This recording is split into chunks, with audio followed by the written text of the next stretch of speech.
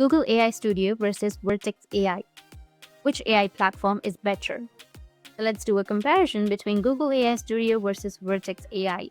These are both from Google, but made for different things. So let's break it down. Google AI Studio is the simple beginner-friendly tool for trying out AI models like Gemini. It's web-based, free and great for testing prompts, writing code, or chatting with AI. Kind of like playing with ChatGPT but made by Google.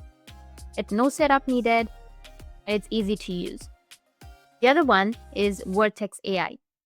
Vertex AI is a pro version. It's part of Google Cloud and meant for developers and businesses. You can build, train, and deploy your own AI models, connect to big data, and work at scale. It's powerful but not really beginner stuff. So if you just want to try AI and have fun, then you can go with the Google AI Studio. If you're building serious AI apps or running a company, you can check out the Vertex AI. Both are awesome, just for different levels. That's it, and if you have any questions, feel free to comment below. Thanks for watching.